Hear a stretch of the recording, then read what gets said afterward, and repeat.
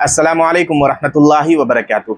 मेरे अज़ीज़ साथियों और दोस्तों, आज के डिस्कशन का हमारा टॉपिक है बच्चों का बुखार। आम तौर पे माएँ बहुत परेशान हो जाती हैं, जैसे किसी बच्चे को बुखार चढ़ता है, तेज़ बुखार हो गया, एक जगह से दवा ले आए, नहीं आराम हुआ, दूसरी जगह से ले आए, तीसरी जगह से ले आए, बहुत परेशान हो जाती हैं। एलोपैथिक मेडिसिन चलाते हैं, ये सिरप चलाते हैं, वो सिरप चलाते हैं, फला सस्पेंशन चला दिया, लेकिन आराम नहीं हुआ। ये अमूमन तौर पे बच्चों के जो बुखार होते हैं वो दो किस्म के होते हैं, एक सिंपल फीवर होता है, एक रेड फीवर होता है। सिंपल फीवर क्या होता है? जो आम तौर पे हम अपने बच्चों को नहलाते हैं, 6 महीने का बच्चा हो, 1 साल का बच्चा हो, 2 साल का बच्चा हो, अगर हम उनको नहला देते हैं तो उनका जो बॉडी होती है वो हीट कर जाती है थोड़ी सी। आप अगर उनके माथे को छुएंगे तो हल्का सा गर्म रहेगा। उनकी जब पल्स चेक करेंगे, उनकी जब नब्ज चेक करेंगे तो पल्स तेज़ होगी, बुखार जैसा मालूम होगा। तो इसके लिए क्या मेडिसिन चलाएं?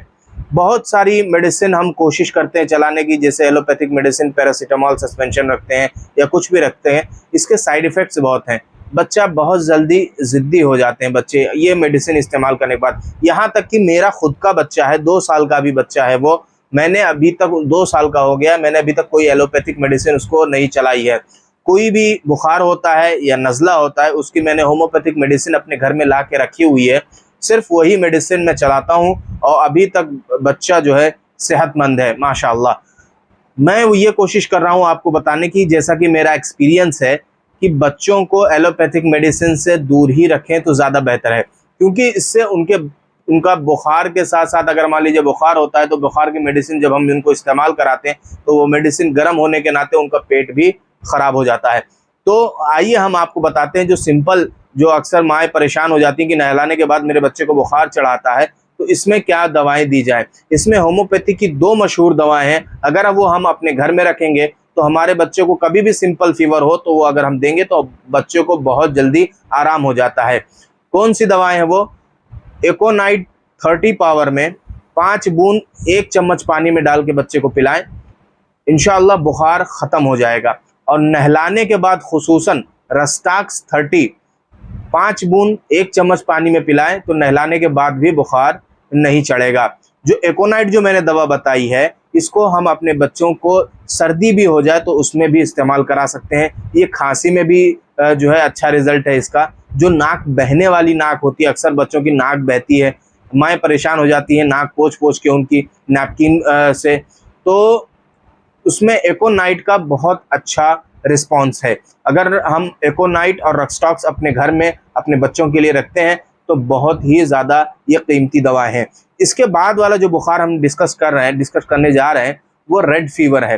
रेड फीवर आम तौर पे बच्चों का जो है चेहरा वो सुर्ख हो जाता है, लाल रंग का हो जाता है, जिस्म पर बारीक बारीक दाने पड़ने लगते हैं और जो है बुखार तेज़, नब्ज़ तेज़ रहती है, बच्चा परेशान हाल रहता है, सर में उसकी कनपट्टियों पे दर्द रहता है, बच्चा रोता रहता है, चिड़चिड़ाता रहता है। तो इसके लिए होम्योपैथिक में अच्छी जो मेडिसिन है वो है बेलाडोना 30।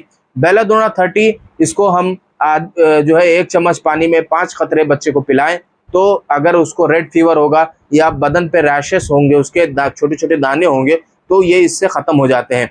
इसके अलावा अगर आपका बच्चा पानी ज़्यादा मांगता है पीने के लिए और उसके साथ साथ में बुखार है, तो आर्सेनिक अल्ब 30 पावर में सुबह, दोपहर और शाम वैसे ही चम्मच में पिलाएं 5 बूंद डाल के।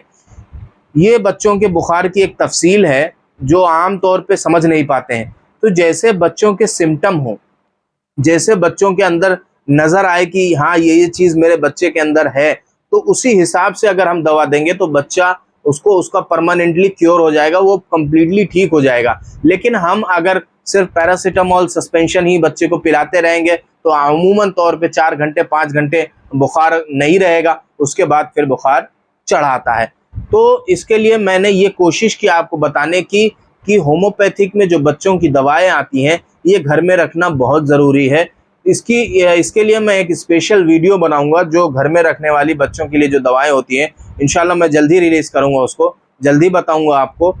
तो ये सब दवाएं मालूम होना ज़रूरी है, हमारे जो फैमिली में जो मेंबर्स हैं उनको भी मालूम होना ज़रूरी है। अगर मान लीजिए कोई ना कोई खुदा न खास्ता इमरजेंसी पड़ जाती है, बच्चे को बुखार चढ़ जाता है, तो ये सब दवाएं घर में रखना बहुत ज़रूरी है। उम्मीद है आपको ये जो है वीडियो पसंद आई होगी। इंशाअल्लाह मैं अगली वीडियो में और भी ढेर सारी चीज़ें आपको बताने की कोशिश करूँगा। अस्सलामु अलैकुम व रहमतुल्लाहि व बरकातुहू।